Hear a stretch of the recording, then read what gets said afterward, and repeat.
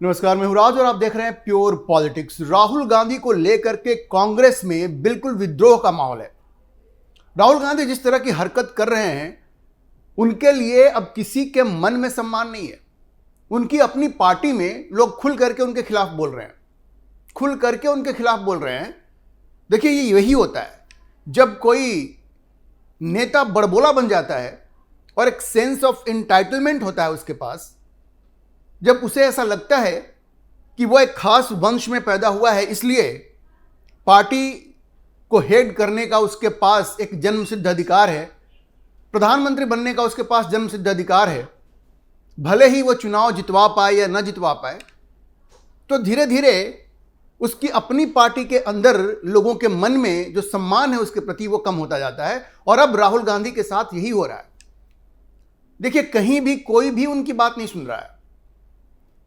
कर्नाटक में आप देख लीजिए, राहुल गांधी ने डीके शिव कुमार को यह वायदा किया था कि 2.5 साल के लिए यह बंटवारा होगा मुख्यमंत्री के पद का, लेकिन सिद्धारमैया अब सुनने को तैयार नहीं है, क्योंकि राहुल गांधी उनको कोई सजा नहीं दे सकते। वहां के विधायक दल में सिद्धारमैया की पूरी पकड़ है, तो राहुल गांधी के कहने या नहीं कहने से कोई फर्क नहीं पड़ता। और अब आप देखिए कि एक कांग्रेस के पुराने नेता है मणिशंकर अय्यर, उन्होंने तो अब ऐसी ऐसी बात कह दी है। ये सोचिए, गांधी परिवार के चमचा हुआ करते थे मणिशंकर अय्यर, और उन्होंने क्या कहा है? उन्होंने कहा कि भाई, मैं गांधीवादी हूं, मैं राहुलवादी नहीं हूं। अब नाम लेकर के राहुल गांधी का अपमान हो रहा है, कहते मैं राहुलवादी नहीं हूं। ये वही मणिशंकर अय्यर हैं जिन्होंने कि प्रधानमंत्री मोदी के बारे में क्या क्या नहीं कहा था। चाय बेचने वाला तक कह दिया था कि वो कांग्रेस के अधिवेशन में आकर के चाय बेचे, लेकिन कभी वो प्रधानमंत्री नहीं बन सकते। तो खैर, ये तो बड़ा बोला व्यक्ति हैं ही, लेकिन गांधी परिवार के प्रति जो भक्ति मणिशंकर अय्यर के मन में थी, वो भी अब खत्म हो रही है। और वो कह रहे हैं कि मैं राहुलवादी नहीं हूं। उन्होंने तो खूब गलियाया है। किसको? पवन खेरा को। वो कहते हैं वो तो खिलौना है, पपेट है, कठपुतली है। राहुल गांधी के जो दाहिने हाथ है केसी वेणुगोपाल, उसको भी उन्होंने अपशब्द कहे। उन्होंने कहा कि इस तरह का व्यक्ति कैसे कांग्रेस का भला कर सकता है, यह मेरी समझ से बाहर है। तो आज की तारीख में कांग्रेस में राहुल गांधी की स्थिति दिनों दिन बिल्कुल खराब होती जा रही है। और ऊपर से उनके सर के ऊपर यह लोकसभा की सदस्यता जाने का खतरा भी मंडरा रहा है। आपको पता है, निशिकांत दुबे ने वहां पे एक सब्सटेंटिव मोशन डाला हुआ है, जिसमें न सिर्फ उनकी सदस्यता जा सकती है, बल्कि उनको आजीवन चुनाव लड़ने से वंचित किया जा सकता है। और उनके ऊपर आरोप क्या है? उनके ऊपर आरोप बड़े गंभीर हैं। देश की सुरक्षा के साथ समझौता करने के आरोप हैं, और वो भी विदेशी शक्तियों के साथ मिलकर के। और अभी जो पार्लियामेंट्री अफेयर्स मिनिस्टर हैं किरण रिजिजू, वो भारत चीन सीमा पे भी गए थे और वहां पर उन्होंने निरीक्षण किया अरुणाचल प्रदेश में। और उन्होंने याद दिलाया कि किस तरह से राहुल गांधी ने गलवान में हुई झड़प को लेकर के बहुत ही गैर जिम्मेदाराना बयान संसद में दिया था। और उन्होंने कहा कि राहुल गांधी को कम से कम नेशनल सिक्योरिटी के मसले पे तो सोच समझ के बोलना चाहिए, जिम्मेदारी के साथ बोलना चाहिए। लेकिन उनसे कोई उम्मीद करना ही बेकार है, उनसे कोई उम्मीद करना ही बिल्कुल बेकार है। आप याद कीजिए किस तरह से जब ये गलवान में झड़प हुई थी, तो राहुल गांधी ने कहा था कि चीन के सैनिकों ने भारत के सैनिकों की पिटाई की है। इससे ज्यादा गैर जिम्मेदाराना बयान क्या हो सकता है? आप अपने सैनिकों के मनोबल को तोड़ रहे हैं, जबकि हकीकत ये थी कि जो झड़प हुई थी उसमें भारतीय सेना ने जबरदस्त पराक्रम दिखाया था, जबरदस्त वीरता दिखाई थी। भारत के 21 सैनिक शहीद हुए थे, लेकिन चीन के 50 से भी ज्यादा सैनिकों को भारत की सेना ने मारा था। आधिकारिक तौर पर चीन ने सिर्फ 4 सैनिकों की शहादत को स्वीकार किया था, लेकिन अगर हम ऑस्ट्रेलियाई और अमेरिकी मीडिया की बात माने तो 50 से ज्यादा चीनी सैनिक मारे गए थे। और आप ये सोचिए कि वियतनाम युद्ध के बाद पहली बार इतनी बड़ी संख्या में चीन के सैनिकों की शहादत हुई थी, वो मारे गए थे। लेकिन उसके बावजूद राहुल गांधी ने भारत की सेना को अपमानित करने का काम किया। और इतना ही नहीं, देखिए अभी पार्लियामेंट में जो पूरा हंगामा उन्होंने खड़ा किया जनरल नरावने की किताब को लेकर के, जो अभी तक प्रकाशित नहीं हुई है, और उसमें वो कहते हैं कि जो नरेंद्र मोदी की सरकार है वो एक तरह से डिसीजन लेने के मामले में एक पैरालिसिस हो गया था, अकर्मण्यता हो गई थी, उन्होंने डिसीजन नहीं लिया। और वो वाकया वो देते हैं कि जो आपको याद होगा जब कैलाश रेंज पे भारत की सेना ने कब्जा किया था, तो उस वहां पे चीन का टैंक उधर आ रहा था उस माउंटेन के पास, और उस वक्त जो लेफ्टिनेंट जनरल जोशी थे, ईस्टर्न जो कमांडर थे, उन्होंने पूछा डिफेंस मिनिस्टर से। डिफेंस मिनिस्टर ने अंदरूनी बातचीत की, नेशनल सिक्योरिटी एडवाइजर से बात की, प्रधानमंत्री से बात की, और बाद में बड़ा स्पष्ट आदेश दिया कि भाई आपको जो अच्छा लगता है, जो उचित लगता है वो करें। इसमें कहीं भी कोई पैरालिसिस नहीं था, कोई अकर्मण्यता नहीं थी, ना ही डिसीजन लेने में कोई चूक थी। भाई डिसीजन, अगर चीन का टैंक आ रहा है तो डिसीजन क्या होगा, क्या रिएक्शन होगा, ये तो आर्मी ही तय करेगी ना। वो प्रधानमंत्री थोड़े तय करेंगे, वो रक्षा मंत्री थोड़े तय करेंगे। लेकिन नहीं, राहुल गांधी ने इसको भी एक मुद्दा बना दिया। तो देश की सुरक्षा को लेकर के राहुल गांधी जिस तरह से गैर जिम्मेदाराना बयान देते रहे हैं और ऐसी बात करते हैं जिससे देश के दुश्मनों को उनका मनोबल बढ़ता है। अब सोचिए कि गलवान घाटी की इस झड़प में भारतीय सेना ने इस पराक्रम को दिखाया, और ये राहुल गांधी जाकर के कहते हैं कि भाई ये तो भारत के सैनिकों को पीटा जा रहा है और ये सरकार अकर्मण्य है, डिसीजन नहीं ले पा रही है। देखिए, इससे ज्यादा झूठी बात तो हो नहीं सकती। और सबसे बड़ी बात यह है कि ये एक ऐसी किताब जो अभी तक प्रकाशित नहीं हुई है, जो पब्लिशर है वो भी कह रहा है कि भाई किताब प्रकाशित नहीं हुई है, जो जनरल नरावने हैं वो भी कह रहे हैं पब्लिशर की बात से ये प्रकाशित नहीं हुई, और राहुल गांधी उसको मुद्दा बना रहे हैं। खैर, उसको लेकर के राहुल गांधी की इन हरकतों को देख करके, और वहां पे इतना हंगामा खड़ा हो गया कि बाद में, और इस तरह की बदतमीजी हुई वहां पे, प्रधानमंत्री की सीट के पास कांग्रेस की महिला सांसदों ने इस तरह से हंगामा क्रिएट किया कि प्रधानमंत्री आ नहीं सके।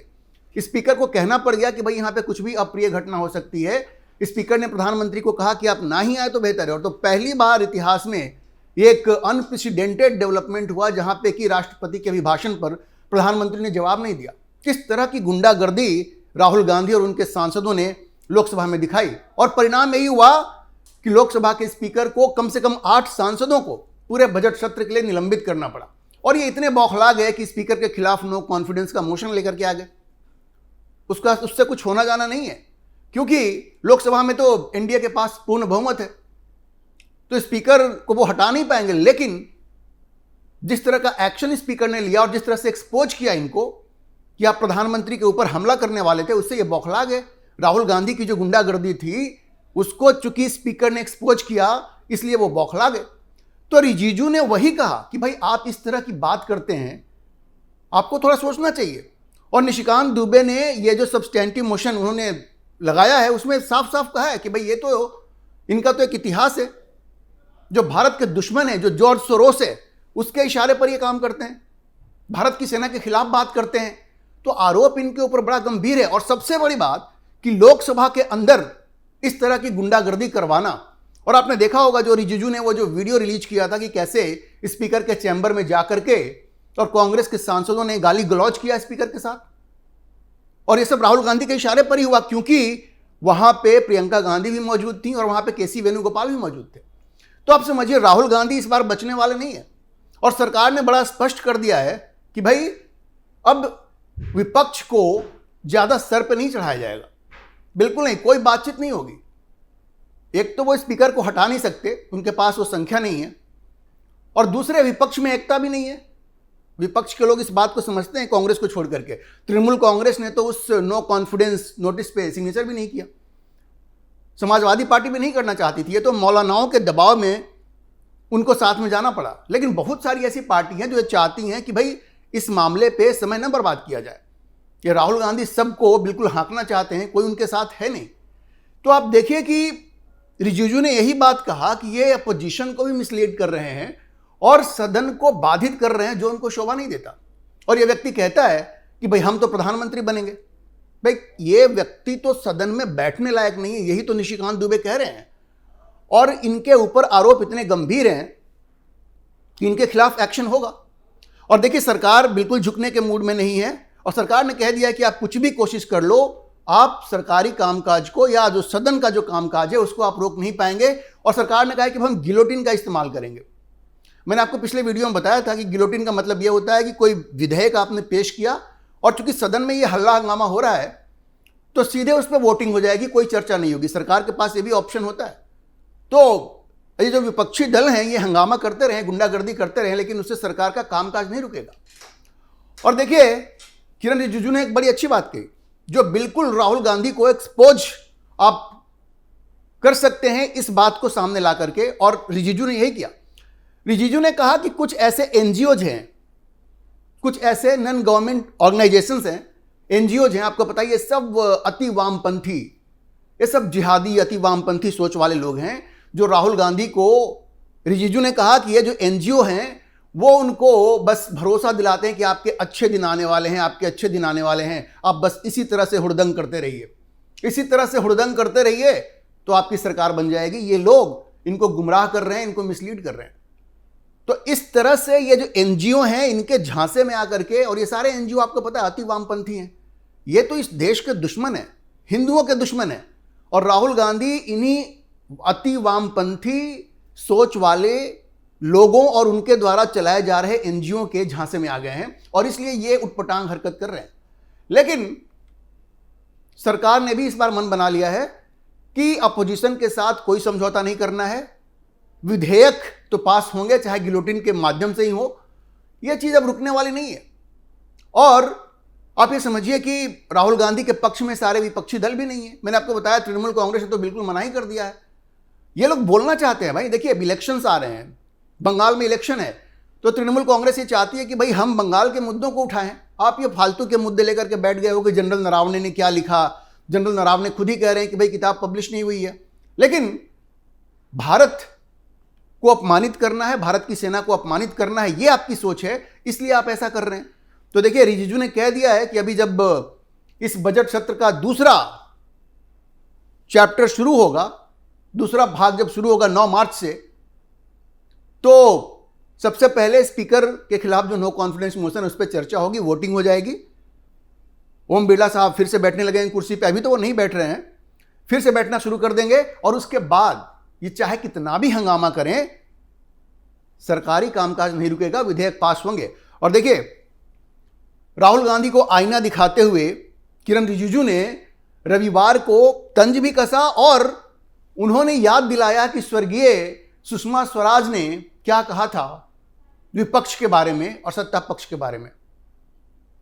उन्होंने एक पुराना एक वीडियो शेयर किया एक्स पर, और बताया कि कैसे उन्होंने कहा था कि सदन को आसानी से चलाने के लिए और पार्लियामेंट्री डेमोक्रेसी को बेहतर बनाने के लिए दोनों पक्षों को मिलकर काम करना पड़ता है। देखिए उस वीडियो में सुषमा स्वराज कहती हैं, और मैं कोट करता हूं जो रिजिजू ने शेयर किया है, सुषमा स्वराज कहती हैं कि भारतीय लोकतंत्र के मूल में एक भाव है, वो भाव यह है कि हम एक दूसरे के विरोधी हैं मगर शत्रु नहीं हैं। हम विरोध विचारधाराओं, नीतियों और कार्यक्रम का करते हैं।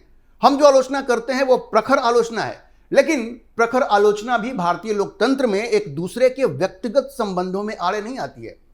मुझे आडवाणी जी हमेशा निर्देश देते थे कि सदन की गरिमा के अनुरूप ही आचरण करना, और आज मैं यह स्वीकार करना चाहूंगी कि नेता प्रतिपक्ष के रूप में जो भूमिका मैं निभा सकी वो आदरणीय आडवाणी जी के कारण निभा सकी। अब आप सोचिए कि एक सुषमा स्वराज थी जिन्होंने कि एक टेम्पलेट सेट किया एक जिम्मेदार एलओपी का, और एक राहुल गांधी है। तो यही आईना दिखाया किरण रिजिजू ने कि भाई आप सुषमा स्वराज से सीखिए, या जिस तरह से आपकी व्यक्तिगत खुन्नस दिख रही है प्रधानमंत्री मोदी के खिलाफ, आपकी कुंठा दिख रही है क्योंकि प्रधानमंत्री मोदी ने आपको 3 बार पटका है, तो इसको आप व्यक्तिगत मत बनाइए। वो चुनावी लड़ाई है, प्रधानमंत्री के लिए आप तुम तड़ाक की भाषा का प्रयोग करते हैं, गाली गलौज की भाषा का प्रयोग करते हैं। आपको वो याद है ना, चौकीदार चोर है वाला जो नारा उन्होंने दिया था, जिसके लिए उनको माफी मांगनी पड़ी। तो ये आईना दिखाया किरण रिजिजू ने, लेकिन राहुल गांधी पे क्या असर पड़ेगा? बहुत मुश्किल है, क्योंकि यह व्यक्ति अपना मानसिक संतुलन खो चुका है। और इसलिए निशिकांत दुबे ने जो सब्सटेंटिव मोशन पेश किया है वो इनको बहुत महंगा पड़ने वाला है। सब लोग उनसे तंग आ चुके हैं, और जैसा मैंने आपको बताया कांग्रेस के अंदर भी आवाज उठ रही है कि भाई राहुल गांधी बिल्कुल ही अपने पद के लायक नहीं है, वो रास्ता बनाए किसी दूसरे के लिए, और कांग्रेस को एक नए नेतृत्व की जरूरत है। अभी के लिए इतना ही। हम इस खबर पर नजर बनाए रखेंगे और आपको अपडेट करते रहेंगे। इस विषय पर आप क्या सोचते हैं अपनी राय कमेंट बॉक्स में जरूर लिखें, और अगर आपको वीडियो पसंद आया हो तो आप इसे लाइक करें, शेयर करें और हमारे चैनल को सब्सक्राइब जरूर करें।